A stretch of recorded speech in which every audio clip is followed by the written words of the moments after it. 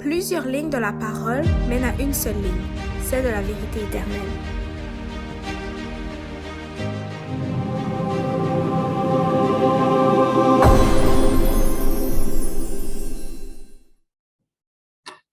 Donc, bonjour à tous, à ceux qui sont avec nous sur YouTube et sur Zoom.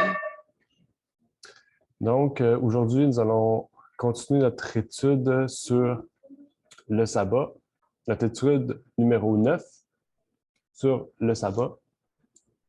Et donc, on souhaite la bienvenue à tous ceux et celles qui sont présents pour la première fois et ceux qui sont présents aussi depuis 9 études à ces moments d'études que nous avons.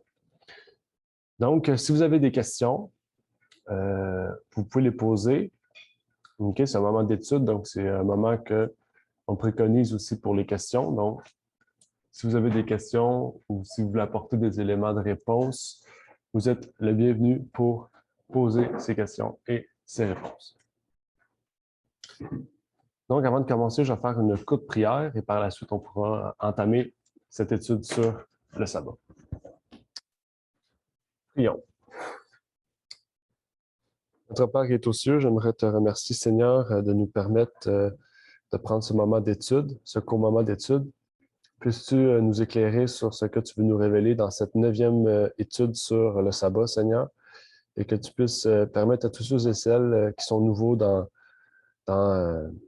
cette compréhension du sabbat, que tu puisses les éclairer et leur permettre aussi de poser leurs questions, Seigneur. C'est ma prière, donc, au nom de ton Fils Jésus-Christ. Amen.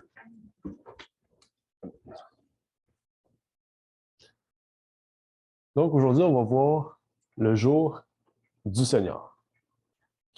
Donc, on va commencer avec des études, des questions qu'on a déjà vues, qu'on a déjà répondues.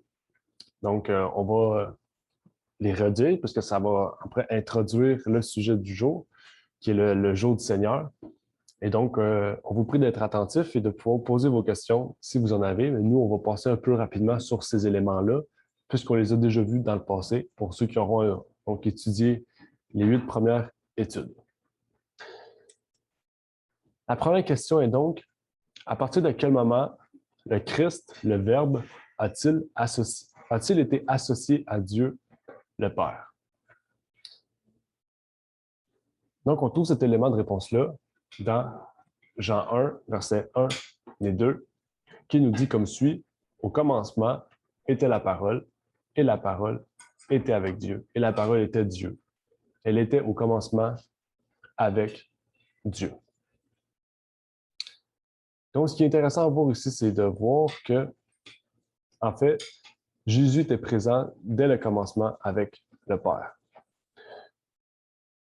Et donc, ici, on peut comprendre que si on voit dès le commencement, plusieurs pourront dire que Jésus a toujours été présent parce que Dieu n'a pas de commencement. Okay? Mais si Jésus était présent avec Dieu dès le commencement, c'est qu'il était dès le commencement de quelque chose.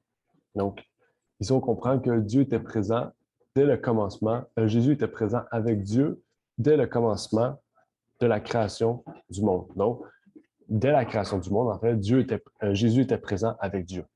Okay? Parce que s'il nous inclut un commencement, c'est parce que Jésus était présent au commencement de quelque chose. Donc, en fait, oui, Jésus était présent avant la création, et c'est pour ça ici qu'il nous dit que Jésus était déjà présent au commencement.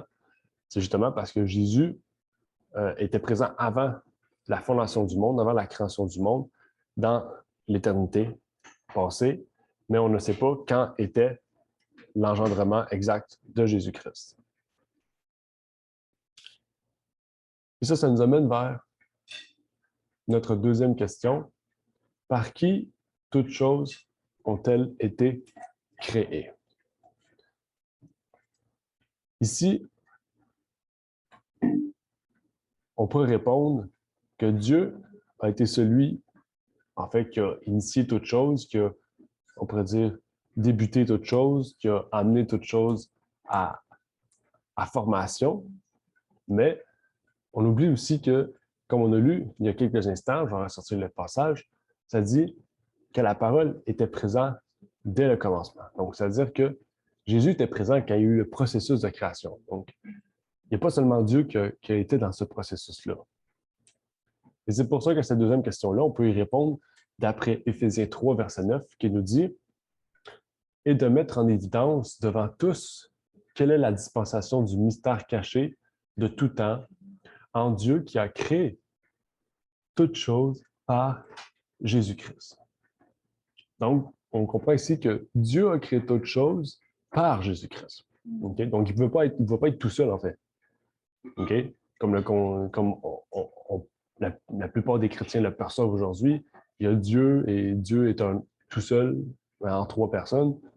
Mais si on comprendrait que Dieu, en fait, a créé toutes choses par lui-même. Ben, c'est pas ça que la Bible nous dit. La Bible nous dit que Dieu a créé toutes choses par Jésus-Christ, par une personne, en fait. Okay? Ça ne veut pas dire, en fait, que Dieu a pris Jésus puis il a créé les choses. Non. C'est juste pour dire que c'est juste pour nous montrer l'inclusion du Fils de Dieu, de son Fils, dans le processus de la création. C'est pour nous montrer que par Jésus-Christ, le monde a été fait. Okay? Donc, c'est vraiment, Dieu nous montre à travers sa parole le lien étroit qu'il a avec son Fils, en fait. Et ça nous montre aussi la puissance aussi que Jésus a reçu du Père comme héritage, justement. Et ça nous apporte vers une autre question. Une troisième question, OK? Et quand j'ai trouvé, parce que ces guides d'études-là viennent d'études bibliques en anglais, puis dans la traduction, ici, vous allez voir la construction de la question. En fait, la construction de la question nous dit « Par qui les mondes ont-ils été créés? » Là, ça dit « Si les mondes. » OK? Parce que dans la traduction en anglais, c'est écrit « les mondes. » OK? Donc, j'aurais pu écrire « le monde », par qui le monde a-t-il été créé, mais en anglais, dans la version King James, c'est écrit « les mondes ». Donc, c'est pour ça ici que c'est traduit, mais en fait, que l'anglais dit « les mondes ». Donc, je l'ai laissé « les mondes ». Parce qu'en français, on a une version de Bible qui utilise ce terme-là, « les mondes ». OK? Par qui les mondes ont-ils été créés? Oui, on a des versets, parce qu'en anglais, il y a les versets, mais est-ce qu'en français, on a une traduction qui a gardé cette pluralité de mondes, en fait? Et j'ai trouvé un texte dans la version Darby. Okay, la version Darby, c'est une version qui est considérée comme étant très littérale de la version originale, mais en fait de l'anglais, de la Bible. Que ce soit de la King James à la Darby ou la King James, je veux dire à la française. La Darby, lui qui a traduit la version, il s'appelait Darby.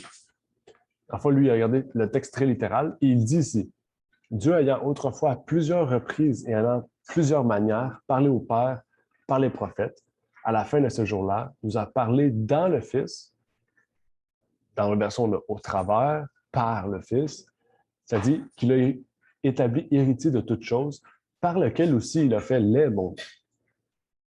Donc, on a encore une fois ici cette idée des mondes. OK? Cette idée des mondes qu'on retrouve encore une fois, en fait, qu'on ne retrouve pas souvent dans les textes bibliques français.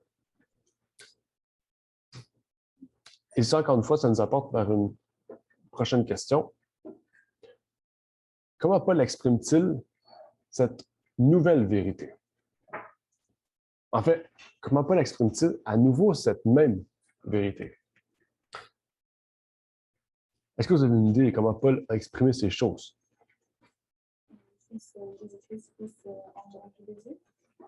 OK. Ouais, OK. On va y lire Colossiens. OK. On va y lire Colossiens. Colossiens va nous éclairer. Colossiens nous dit « Car c'est en lui qu'ont été créées toutes choses dans les cieux et sur la terre. Les visibles et les invisibles, soit les trônes, soit les dominations, soit les principautés, soit les puissances. Tout a été créé par lui et pour lui. Il est avant toute chose et toute chose subsiste par lui. » Donc, on retrouve ce texte-là. Comment Paul exprime-t-il à nouveau cette même vérité?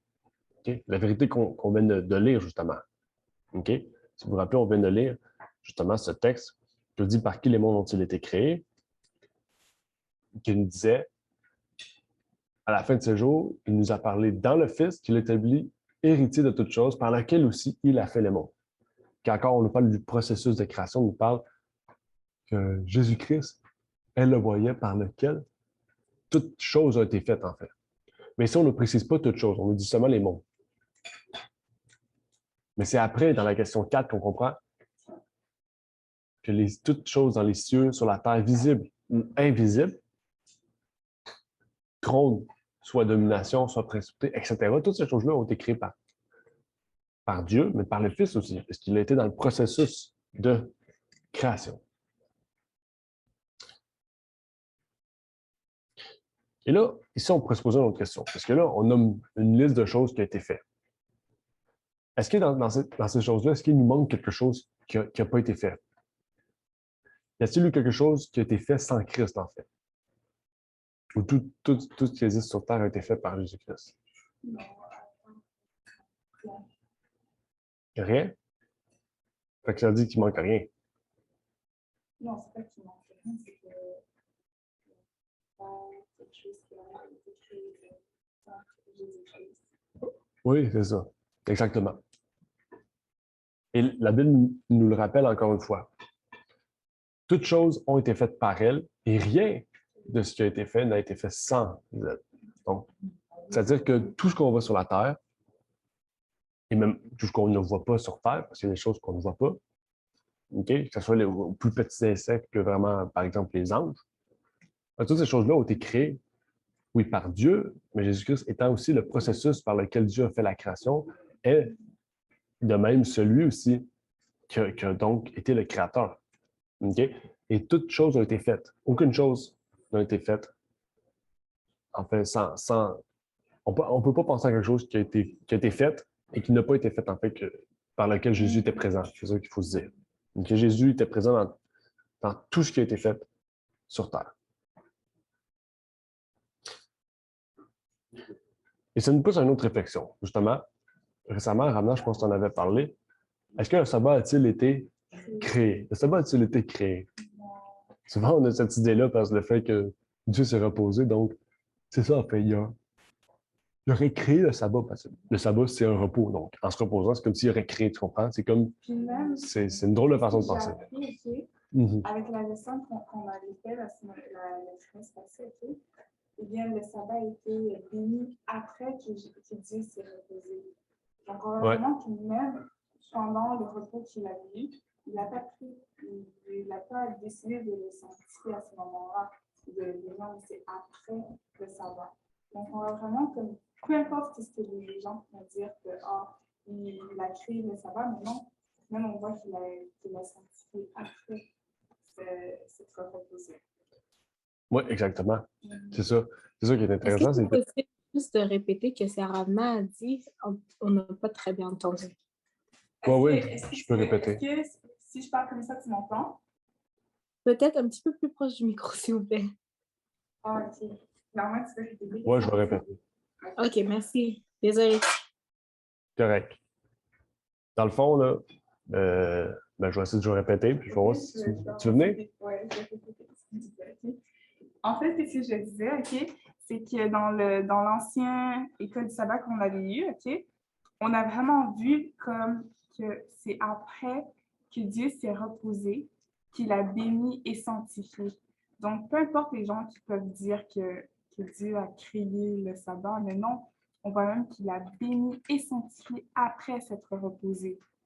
Donc, c'est ça que je voulais dire. C'est pas le premier sabbat qui a béni, mais c'est après le premier. C'est tous les suivants qui a béni et sanctifié. D'abord, il a montré l'exemple, puis après cet exemple-là, il a béni cette journée-là. D'abord, souvent, on dit ça, c'est le huitième jour qu'il aurait béni le prochain septième et toutes les autres. C'est ça. D'après la suite logique de Genèse. Donc, c'est ça que tu peux dire? Ben, ça t'a rajouté là, mais ce que je voulais dire, c'est par rapport aux gens qui pourraient avoir dans leur tête que ça a été créé, mais que ça n'a pas été créé, mais que Dieu a vraiment béni et sanctifié après s'être reposé, après le sabbat. Donc, s'il y en a qui disent que Dieu a créé le sabbat, mais non. Il s'est reposé et après s'être reposé, il a béni et sanctifié. Exact. Est-ce que vous avez entendu? Oui, merci beaucoup. Parfait. Donc, on va lire le texte qui nous dit dans Marc 2, 27, qu'on a déjà lu, dans la leçon et dans une étude précédente. Puis il leur dit, le sabbat a été fait pour l'homme, non pas l'homme pour le sabbat. Okay, ça dit été fait, ça ne veut pas dire été créé. Okay? Le sabbat a été fait. OK? Et là, encore une fois, on nous rappelle cette idée-là.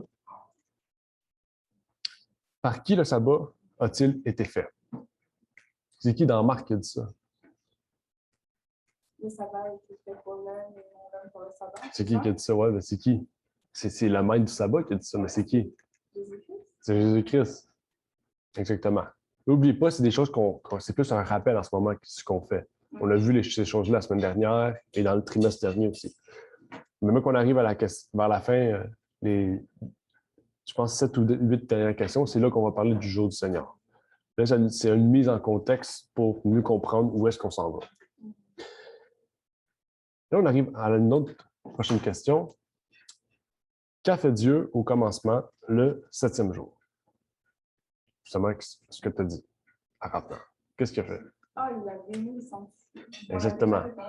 Ben, en fait, il n'a pas béni, sanctifié. La première chose qu'il a fait, c'est et Dieu t'a achevé au 7e jour son œuvre qu'il avait faite, et il se reposa au 7e jour de toute son œuvre qu'il avait faite.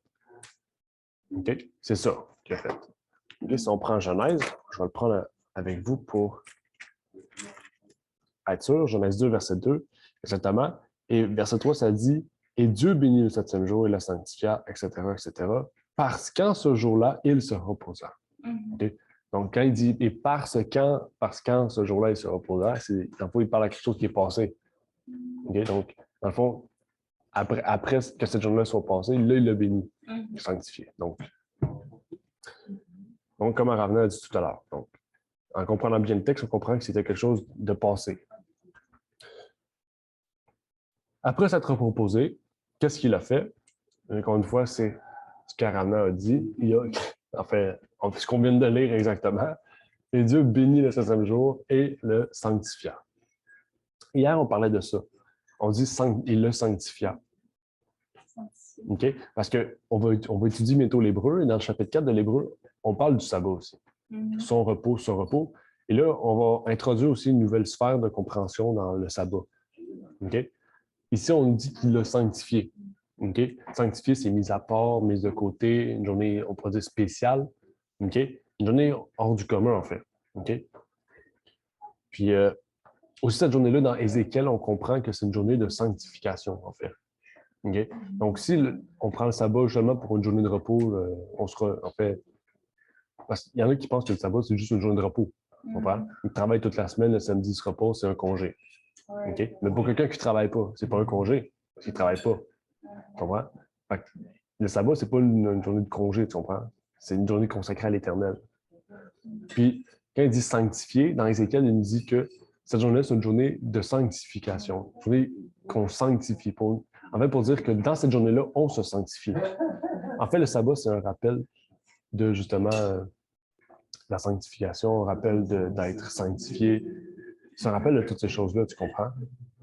Un rappel qu'il faut, genre, dans cette journée-là, se sanctifier et que tout le long de la semaine, on doit aussi chercher à être sanctifié. Donc, c'est ça un peu le sabbat aussi. Ben, un peu. C'est une sphère du sabbat parce qu'il y a béni, il y a une mise à part, il y a tout ce contexte-là qui rentre. OK? Donc, ça nous amène à cette 10e question sur 19. OK? Quel degré d'honneur est dû au Christ? Est-ce que vous avez une idée de ce degré d'honneur? C'est bizarre la question un peu, degré d'honneur. C'est-à-dire que dans le verset, ça parle de degré. Bon, on va aller voir. On va aller voir Jean 5, verset 23. Afin que tous honorent le Fils comme il honore le Père. Celui qui n'honore pas le Fils n'honore pas le Père qui l'a envoyé. Là, ce qui est intéressant, c'est que c'est Jean qui dit ça, et dans 1 Jean, il dit la même chose. Dans 1 Jean, il dit si vous ne reconnaissez pas le Fils, vous ne reconnaissez pas le Père. Là, il dit si vous n'honorez pas le Fils, vous n'honorez pas le Père. Mais ici, ce qu'il faut comprendre, c'est pas juste le fait de. C'est pas juste le fait d'honorer le Père et honorer le Fils. Regarde ce qui est écrit. Afin que tous honorent le Fils comme ils honorent le Père. Donc, la façon que tu honores Dieu, tu vas honorer Jésus-Christ de la même manière. Il ne doit pas être inférieur, ni supérieur, mais égaux. Donc, c'est pas juste le fait de reconnaître qu'il faut honorer Dieu ou Jésus. C'est le fait qu'il faut reconnaître que Jésus doit être adoré de la même façon que Dieu, au même niveau, au même degré, comme on l'a vu dans la question. Parce que c'est ça qui est écrit. Si on n'honore pas le Fils, en fait, comme on honore le Père, on n'honore pas le Père aussi. OK? Et un autre texte, Jean 10, verset 30, nous dit « Moi et le Père, nous sommes un ». Donc, on voit vraiment que tout ce qu'on donne au Père, en fait, tout ce que le Père est, il l'a donné au Fils. Tout ce que le Père reçoit, il l'a donné aussi possible au Fils. OK? Bon, on voit aucun lien aussi, aucun texte de ce genre qui dit à propos du Saint-Esprit. OK? Qui doit recevoir un trait d'honneur de ce genre, en fait. OK? Si vous trouvez un texte qui dit honorer le Saint-Esprit comme vous honorez le Fils et le Père, en fait, je peux vous payer, mais vous n'allez jamais trouver rien à propos de ça. Dites à ce sujet-là. Une autre question. OK? Encore une fois, à propos de Jésus, de sa vie. Est-ce que le Christ a respecté le sabbat? Oui? Oui, d'après la loi. On pourrait dire la coutume de l'époque. Non, pas d'après la coutume de l'époque, parce que vraiment, quand je veux dire, je m'explique. Parce que la façon dont les Juifs observaient le sabbat, c'était vraiment pas la façon que Dieu voulait. Ils mettaient leur tradition en avant. Il n'y avait pas à la s'ils voyaient une personne tomber, ils n'allaient pas, l'aider et le secourir parce que c'est le jour du sabbat. Donc, on a vraiment que les Juifs, ils ont vraiment changé le sens. Ouais. Je comprends ce que tu veux dire, dans le fond, que les Juifs ont rendu. Dans le fond, c'est plus le sabbat qu'il y en aurait, c'était une tradition, genre, qu'eux avaient fait d'une forme de sabbat. Je comprends, mais Paul a dit, selon sa coutume, il entrait dans la synagogue. On va le lire tout à l'heure. Donc, dans sa coutume, ils entraient le jour du sabbat dans la synagogue. Non, selon la coutume. Non, là, c'est Paul. Je te dis ce que Paul a écrit. Mais Jésus aussi l'a dit. Dans la coutume, il entrait dans. C'est peut-être pour la coutume. Dans la coutume, il entrait dans la synagogue le jour du sabbat. Puis après, quand ils l'ont plus fait, il ne disait pas dans la coutume, on allait dans la forêt. Tu comprends? Peut-être que c'était dans ce sens-là que Jésus a dit la coutume. Parce que la coutume était d'entrer dans la synagogue le jour du sabbat. Peut-être pas de faire le sabbat qui était une coutume. C'est peut-être ça. Mais je pense pas parce que si le sabbat était une coutume, ça aurait été différent que si le sabbat aurait été obligatoire. Tu comprends? Donc, oui, je comprends ce que tu veux dire. Mais là, tu sais, plusieurs chrétiens disent que Christ était sous la loi juive. C'est pour ça qu'il observait le sabbat. Okay? C'est une mauvaise excuse parce que Jésus n'a jamais observé les traditions, puis pourtant il était sur la loi juive. Okay? Donc, on voit qu'en fait, Jésus, oui, a suivi certaines choses que les Juifs faisaient, et c'était pas mal en soi, parce que si les Juifs le faisaient, si Jésus le faisait, en fait, c'est parce que c'était bien. Jésus n'aurait pas fait quelque chose qui aurait été contre lui parce qu'il était sous le joug des Juifs, tu comprends? Non. Même Jésus est venu nous montrer le véritable joug, en fait. Il nous dit, mon joug est léger. Tandis que le joug des Juifs était lourd, était impossible. Donc, Jésus nous révélait, en fait, cette forme de traditionnalisme, c'est de détruire ces traditions-là, ce légalisme, dans le fond. La tradition, c'est un peu du légalisme. Il nous détruire cette forme-là pour venir implanter, en fait, la vraie façon de comprendre le jour du sabbat. Et il dit dans Jean 15, verset 10, « Si vous gardez mes commandements, vous demeurerez dans mon amour. » Il dit « dans mon amour ». Il n'a pas dit dans l'amour du Père. Mais si tu gardes, c'est ça qu'il faut comprendre, si tu demeures dans l'amour de Jésus, en observant, ça dit « c'est mes commandements, vous demeurez dans l'amour du Père ». Et ça dit « comme j'ai gardé les commandements de mon Père et je demeure dans son amour ». On comprend le lien. Tout ce que Christ a fait sur terre, on doit le faire, et si on le fait, on pourra participer donc à sa divinité, on pourra participer donc à qu'est-ce que lui, on peut dire, a fait. Et c'est ça que Jésus nous invite justement à participer à son amour, à participer à oui, ce qu'il lui nous offre, mais ce que le Père aussi nous offre. Le Père a offert ces choses-là à Jésus-Christ. Jésus-Christ les a pris, mais Jésus-Christ, il nous montrait l'exemple. Il nous montrait, et il ne fait pas juste le montrer, il dit. OK? Parce que si on honore le Père, on honore le Fils, si on honore le Fils, on honore le Père, c'est inversement. On ne peut pas honorer juste le Père, pas le Fils. On ne peut pas honorer juste le Fils, pas le Père. On comprend qu'il faut honorer les deux. Parce que si on oublie un, enfin, on oublie l'autre aussi.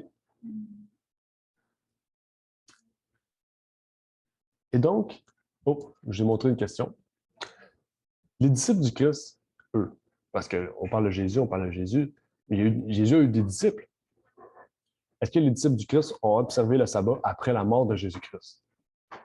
Exactement. Quand on parle après la mort de Jésus-Christ, OK? Entre le temps de sa mise à la tombe et sa résurrection, donc, le sabbat, est-ce qu'ils ont tout de suite arrêté d'observer le sabbat? Non, ils n'ont pas arrêté. Puis même, ils n'ont même pas changé le jour. Il y en a qui croient que c'est juste parce qu'ils se sont réunis à la Pentecôte et le jour a été changé. Non, ils ont continué à observer qu'est-ce que Jésus faisait. Et ils ont continué à observer le sabbat. OK, oui. Ramna dit qu'ils ont continué à observer le sabbat, même en rapport avec la Pentecôte, en fait, que la Pentecôte ne vient pas retirer ce jour du sabbat pour établir le dimanche. Okay? C'est ça qu'il faut comprendre, en fait. Il y en a qui disent que à la résurrection de Jésus, le dimanche a été établi. D'autres qui disent que c'est la Pentecôte. Dans ces deux cas-là, on voit qu'il y a un problème. Okay? Dans ces deux cas-là, il y a un problème. Pourquoi Jésus a rétabli le dimanche seulement à la Pentecôte? C'est-à-dire qu'avant la Pentecôte, le sabbat, c'était bien. Pourtant, quand on lit le livre de Actes, à la Pentecôte, on ne trouve rien qui est en lien, justement, avec ce changement. On retrouve seulement, justement, la puissance qui vient confirmer le sabbat. Parce que les disciples auraient de garder le dimanche, ils n'auraient pas reçu le Saint-Esprit, en fait. Et Luc 23, verset 56, un texte aussi qu'on utilise souvent, qu'on a lu récemment. « Et s'en étant retournés, elles préparèrent des aromates et des parfums, et elles allèrent se reposer le jour du sabbat selon la loi. » Un texte qu'on a lu dernièrement, justement. Quand on parle des maris, justement, qui ont préparé les parfums pour mettre dans la tombe de Jésus-Christ, et que, si vous vous rappelez, ils ont terminé ces parfums-là, ces aromates, après le sabbat. Si vous vous rappelez, aussitôt que le sabbat s'est terminé, ils ont préparé tout pour aller ensuite à la tombe. C'est là qu'ils ont vu la pierre qui était roulée, en fait, que Jésus était sorti. Ouais. Donc, ça nous rappelle, en fait, ce texte-là, qui est important à prendre en compte parce que entre ce procédé-là, en fait, on voit que le sabbat n'a pas été, on pourrait dire, renié ou dénigré même, même que Luc a pris la peine de me préciser que c'était le sabbat. Donc, c'est important de prendre compte. L'autre question, parce que là, on parle après sa résurrection aussi. Est-ce qu'après sa résurrection, ils l'ont observé quand même? Oui? En fait, il y a tellement de preuves j'en ai cité juste un. Mais en bas, vous avez autre texte que j'ai oublié de marquer avec des S. Donc là, c'est autre S, texte S. Et si vous prenez ce texte-là, il y a acte 13, acte 16, acte 18 avec différents versets. Et moi, je vais lire avec vous acte 17, verset 2, qui nous dit « Et Paul, selon sa coutume, entra vers eux et, pendant 3 jours de sabbat, les entretint des Écritures. » Il dit ici « Et Paul, selon sa coutume, entra vers eux et, pendant 3 jours de sabbat, les entretint des Écritures. » C'est le texte que je te parlais tantôt en revenant. Ouais. Selon sa coutume. Mais n'oubliez pas, sa coutume à lui, maintenant qu'il était chrétien, c'était plus de la synagogue, puisqu'il adorait d'autres jours. Mais c'était quoi sa coutume ici? Sa coutume, c'était d'entrer, oui, dans les synagogues, mais surtout pour leur révéler Jésus-Christ. Ouais. Paul avait coutume, même après sa révélation avec Jésus, pas d'observer le dimanche, Mais justement, d'entrer dans les synagogues, de parler de Jésus chaque sabbat avec les Juifs, même avec les Hellénistes, même avec les Grecs, parce que tout le monde se réunissait cette journée-là, en fait. OK? Mhm. Donc, c'est important, ça aussi. Il faut préciser, selon sa coutume. OK? Luc, encore une fois, a montré de la précision pour nous montrer, justement, pourquoi Paul faisait ça. C'est parce qu'il y avait une coutume, il y avait une pratique. Une coutume, n'oubliez pas, c'est une tradition qui perdure d'âge en âge. C'est-à-dire que Paul avait toujours coutume d'entrer dans la synagogue le samedi, OK? Pour parler de Jésus. Avant, c'était pour parler de la loi, maintenant, c'est pour parler de Jésus. Là, on va entrer dans le vif du sujet.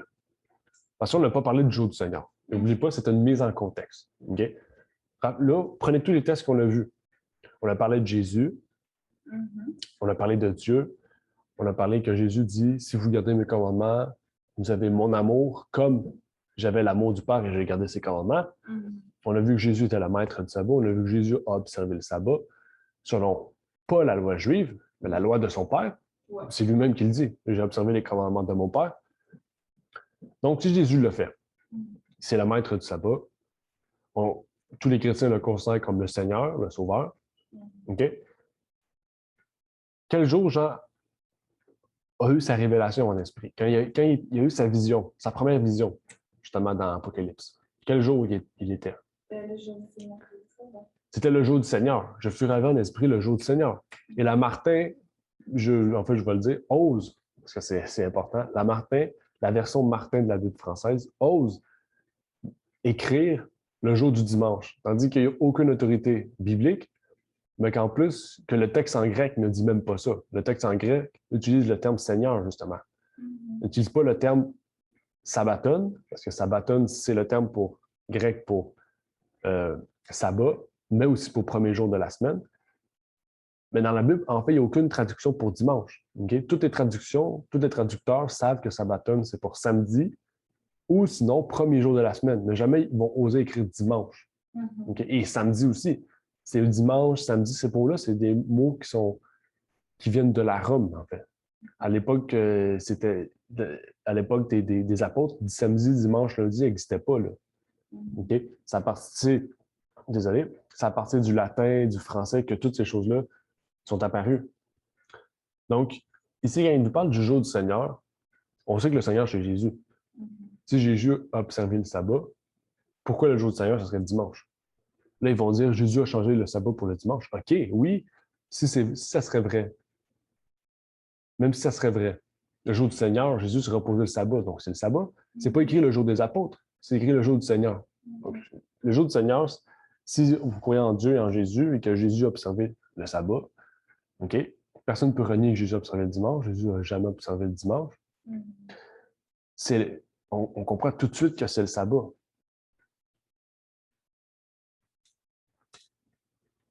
Et la question numéro 15. Quel jour le commandement dit que c'est le jour du Seigneur? Quel jour le commandement dit que c'est le jour? Ouais, rappelez-vous des commandements. On parle du 4e, okay, sur le sabbat. Qu'est-ce qu'il nous dit le sabbat à propos du jour du Seigneur? On va aller voir ce qu'il nous dit. Mais le 7e jour est le repos de l'Éternel, ton Dieu. OK? Ça nous parle ici de l'Éternel, ton Dieu. N'oubliez pas, Jésus peut s'approprier éternel. OK? Même la preuve, quand le buisson ardent apparaît, ce n'est pas Dieu qui vient parler à Moïse dans le buisson ardent, c'est Jésus. Ça dit l'ange de l'Éternel apparu. Okay? C'est Moïse qui rencontre Jésus et on l'appelle éternel. On l'appelle même le je suis. Okay? Jésus aussi, c'est le je suis. Okay? Et ici, il nous dit le 7e jour est le repos de l'Éternel. On aurait pu dire le 7e jour est le repos du Seigneur. C'est la même chose. Okay? Parce que Seigneur et Éternel s'approprient à Jésus. Et ici, c'est la même structure de phrase qu'utilisée par Jean dans l'Apocalypse. Oui. Donc, on va avancer encore. on arrive bientôt à la fin. C'est une courte étude, comme je vous ai dit. C'est beaucoup de choses qu'on a déjà vues. Question 16. Par quel esprit les prophètes ont-ils écrit? Par quel esprit les prophètes ont-ils écrit? Esprit de Dieu, amen. Pierre 1, verset 11. Recherchant pour quel temps et quelle conjoncture l'Esprit de Christ qui était en eux et qui rendait témoignage d'avance, leur révélait les souffrances de Christ et la gloire dont elles seraient suivies. Donc, quand Jean dit « je fus ravi en esprit », on nous parle ici que, justement, l'Esprit de Christ a parlé par Jean. Okay? Donc, c'est drôle ici. L'Esprit de Christ parle par Jean, mais Jean adorerait le dimanche. Puis pour ça, il dit le jour du Seigneur. Si le jour et le Seigneur adorait le samedi, le sabbat, désolé. Et en fait, on voit qu'il y a une contradiction vraiment importante. Là. Okay? En fait, ils sont obligés d'approuver que, en disant que le jour du Seigneur est le dimanche, ils sont obligés d'approuver et de dire que Jésus, en fait, non seulement a approuvé le dimanche, mais l'a observé. Jésus ne peut pas approuver quelque chose qu'il n'a pas observé lui-même. Donc, en fait, il vient de contredire la parole de Dieu. Pas seulement la partie du Nouveau Testament où qu'on nous révèle le sabbat, mais tout le reste. Quand la Bible nous dit que le repos de l'Éternel est le samedi, le sabbat, le 7e jour, et que le jour du Seigneur, c'est le sabbat, en fait, on va tout contredire, en fait. OK? On va tout contredire. Et pour ça, on est obligé de faire quoi? Ça va plus loin, là. On est obligé de dire que la loi est caduque, la loi est plus bonne, et que le sabbat, c'est un sabbat juif, etc., etc. Et pourtant, et c'est ça le problème souvent, une fausse doctrine est obligée de piétiner sur d'autres choses qui sont véritables, et sont obligés de le rendre, on peut pas mauvais, mais de l'afficher comme étant mauvais. Parce que, justement, une fausse doctrine va entrer en contradiction avec plusieurs points, pas seulement un point, mais avec plusieurs points. Et ça, c'est qu'est-ce qui vient justement briser la parole de Dieu, vient détruire la parole de Dieu. La parole à double tranchant, en faisant ça, c'est plus un double tranchant. Là. Vous avez, ici, on aurait un couteau à beurre, là. Vous aurez un épée qui coupe plus rien, qui est plus aiguisée, en fait. Vous avez une épée qui coupe plus rien, parce que vous allez couper quoi avec quelque chose qui est faux? Vous avez une épée en plastique, une épée qui vient d'un endroit qui est frauduleux, en fait. Donc, on parle, en fait, de cette puissance que Jésus nous permet d'avoir par la parole. La parole est une épée à double tranchant.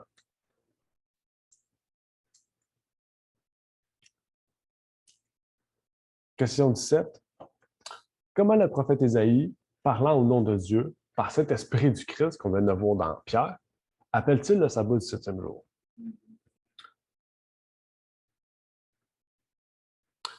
Et ça, c'est intéressant aussi, de voir que tous les prophètes de l'Ancien Testament parlent du sabbat, ou du moins, tous les prophètes de l'Ancien Testament ont observé le sabbat, ou même, du moins, tous les prophètes de l'Ancien Testament ont reçu le même esprit, mais que tous les prophètes du Nouveau Testament, ou les apôtres, qui ont reçu des visions, ou même la puissance de cet esprit, pensent autrement, ou pensent différemment des anciens prophètes. Ça veut dire que si Ésaïe serait arrivé en même temps que Pierre, ou par exemple, Jésus le relève des morts et il voit Pierre, en fait, ils ne promet pas s'accorder ensemble. Pourtant, les deux ont reçu le même esprit, ou soi-disant le même esprit, la même puissance, le même maître, le même Seigneur, mais ils ne pourront pas s'entendre.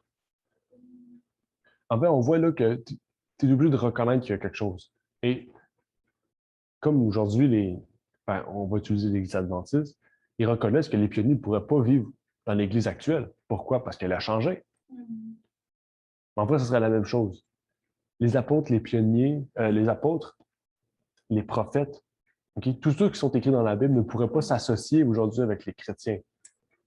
Parce que justement, ils n'ont pas les mêmes points de vue, ils n'ont pas, en fait, la vérité. Et c'est décevant, en fait, de voir cela. Des gens qui se disent être de Jésus-Christ, mais qui ne suivent pas Jésus-Christ. Et c'est un peu ce que Jésus dit. plusieurs vont m'appeler, vont guérir en mon nom, faire plein de choses en mon nom. Et pourtant, quand Jésus va les recevoir, il va leur dire quoi? Je ne vous connais pas.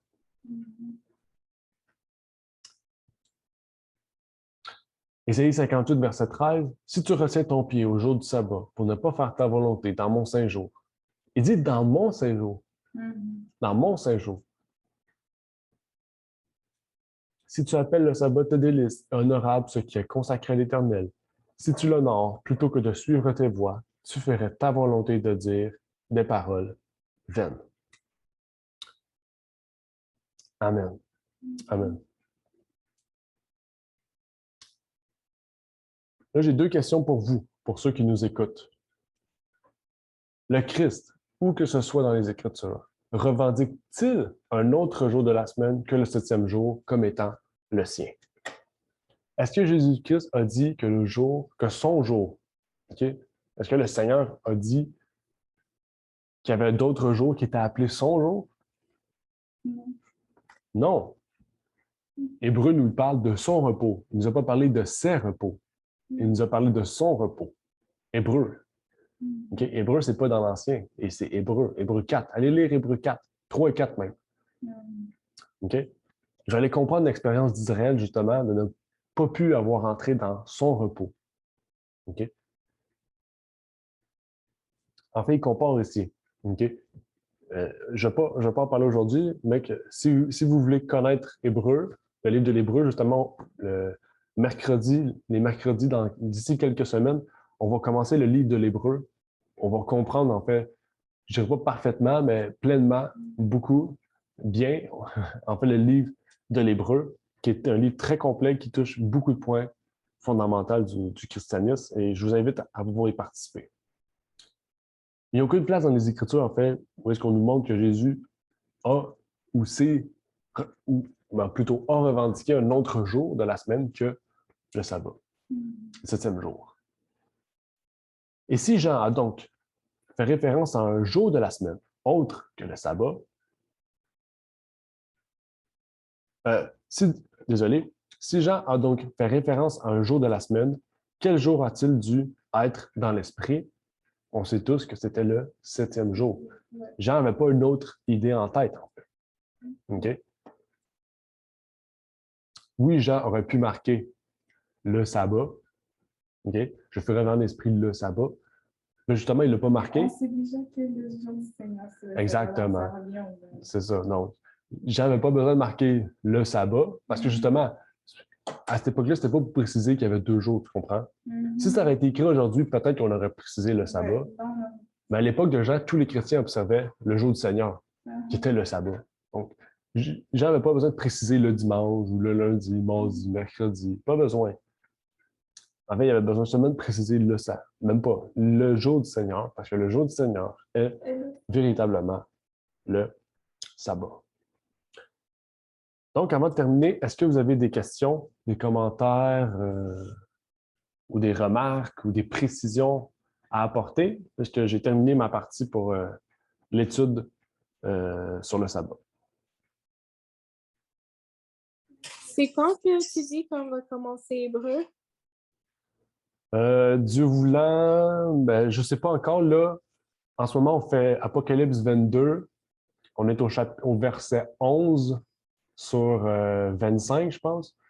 Donc, peut-être début décembre, mi-novembre, on va commencer le livre de l'Hébreu. Je ne sais pas, c'est vraiment à la vitesse de chacun comment on étudie l'Apocalypse.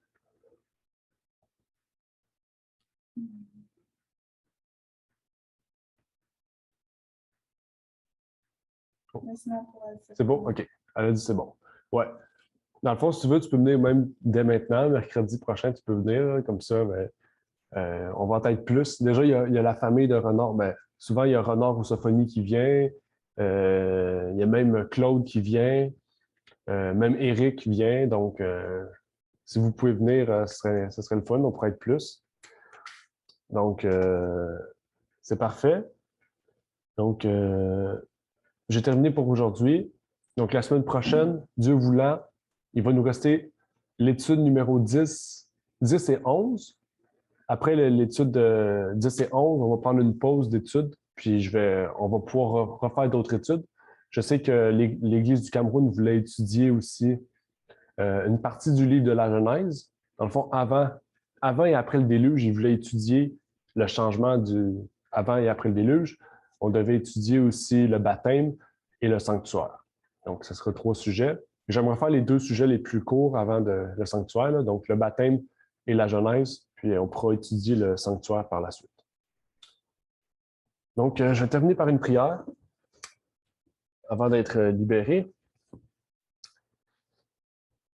Notre Père qui est aux cieux, j'aimerais te remercier, Seigneur, de nous avoir bénis à cette journée. Un culte où est-ce qu'on a pu voir notre frère Éric et ses enfants, Seigneur, et tout le monde était content de pouvoir avoir pu entendre ses chants, des frères et des sœurs parler, Seigneur. Donc, puisses-tu nous bénir au cours de cette fin de sabbat, mais au cours de cette semaine qui s'annoncera bientôt, Seigneur, et que tu puisses nous permettre que chaque jour nous puissions, Seigneur, être sanctifiés, Seigneur, davantage. Mais en particulier, ce jour de sabbat est un rappel de cette sanctification que nous devons avoir, Seigneur, pour pouvoir te voir en face à face, Seigneur. Comme ta promesse que tu nous as donnée dans Matthieu par ton Fils Jésus-Christ, Seigneur. Où est-ce que nous pourrons voir ta face, Seigneur. C'est ma prière pour chacun d'entre nous au nom de ton Fils Jésus-Christ. Amen. Amen. Merci. Merci d'avoir écouté cette vidéo. Pour plus de contenu, abonnez-vous sur notre site Internet. Il est également possible pour vous de nous suivre sur notre page Facebook et de nous contacter par email.